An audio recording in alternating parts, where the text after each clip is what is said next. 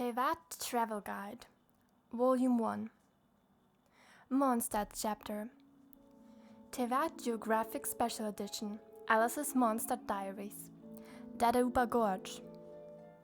The three Hilichul tribes, Meaty Tribe, the Sleeper Tribe, and the Eclipse Tribe, located in this valley, are all densely populated.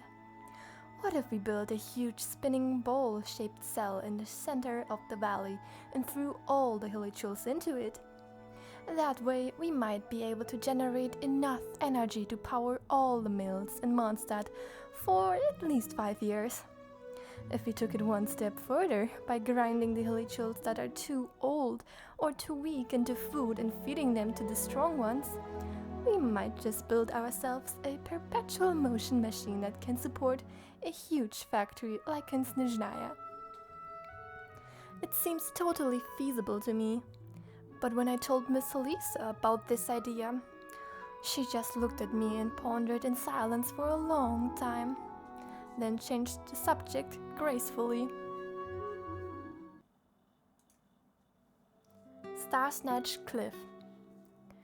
The animal archon is a bit too undisciplined for me. If I were a god, I would not have allowed my realm to look so unorganized and ragged.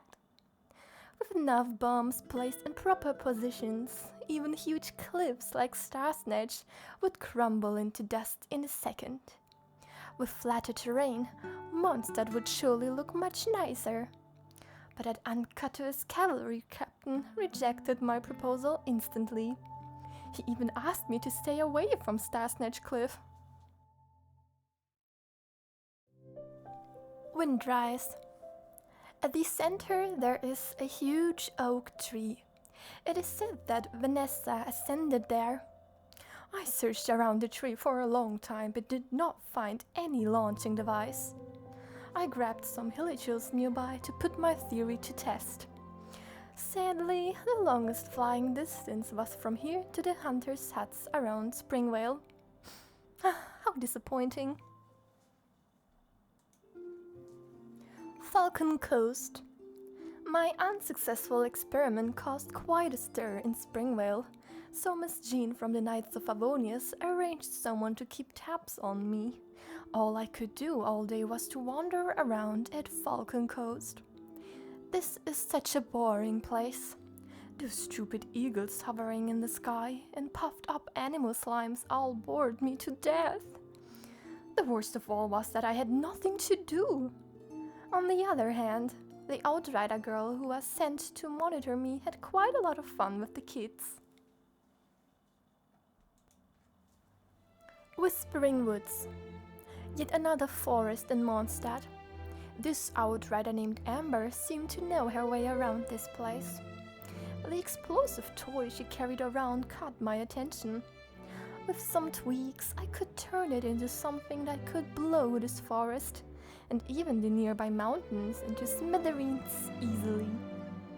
My proposal seemed to scare her, but an explosive stuffed toy is indeed a brilliant idea. I must try it out next time.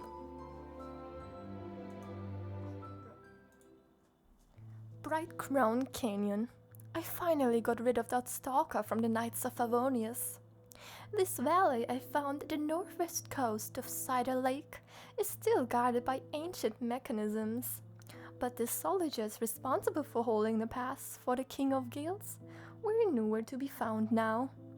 All the winds of time had left behind were the unintelligent Hilichuls and silent mechanical guards. My attempt to control the rune guards with Hilichuls failed as well. The guards split into pieces, and as far for the fate of the Hilichuls strapped onto it, I will spare you the gory details. Half of the runes were also destroyed in the process. Stormterror's Lair. Brightcrown Canyon leads to this huge ruin of an ancient city, which was built by the cruel King of Gales, the Caribbean. This city was built in a ring shape.